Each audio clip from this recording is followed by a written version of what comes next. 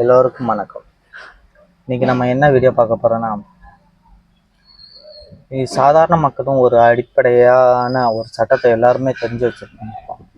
ஒரு சாம்பிள் கட்டிக்கிட்டிங்கன்னா ஒரு திருட்டு கேஸுக்கு 420 இந்த மாதிரி எல்லாத்துக்குமே ஒரு சாதாரண ஒரு சட்டம்லாம் எல்லாருமே எல்லா மக்களுமே தெரிஞ்சு வச்சுக்கிறோம். இந்த சட்டத்தை யார் இயற்றுனது, அது இயற்றுனதுக்கு அவங்க எப்படியெல்லாம் கஷ்டப்பட்டிருக்காங்க அப்படிங்கிறது தான் இந்த வீடியோவில் நம்ம இன்னைக்கு பார்க்க போகிறோம்.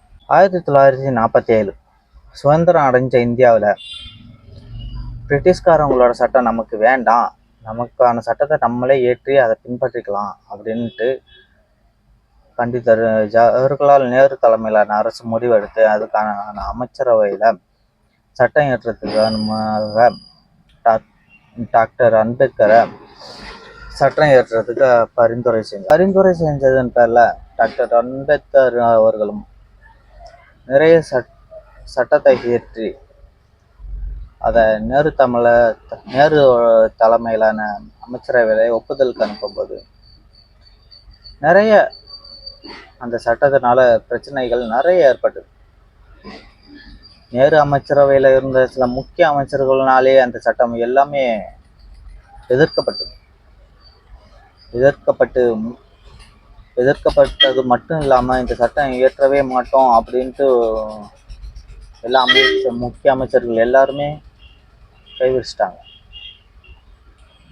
ஒரு முறை இல்லை, 2 முறை இல்லை, பல முறை அமைச்சரவைக்கு ஒப்புதல் அனுப்பி யாருமே அமைச்சரவையிலேருந்து ஒப்புதல் அளிக்கலை.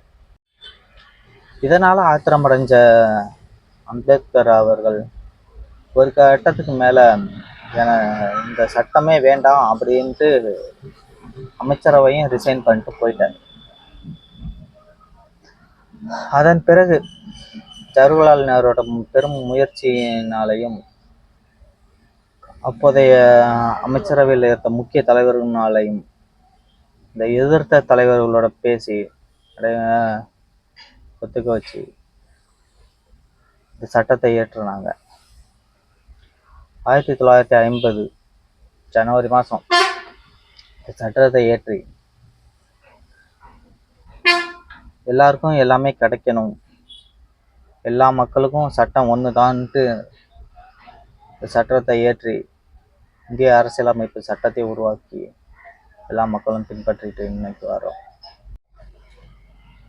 இன்னைக்கு நம்ம எல்லாருமே இந்திய அரசியலமைப்பு சட்டத்தோட 75வது வருடத்தையும் நம்ம கொண்டாடிட்டு இருக்கோம். நன்றி, வணக்கம். வீடியோவை இதுவரையிலும் சப்ஸ்கிரைப் பண்ணாதவங்க மறக்காமல் சப்ஸ்கிரைப் பண்ணுங்கள், லைக் பண்ணுங்கள், ஷேர் பண்ணுங்கள்.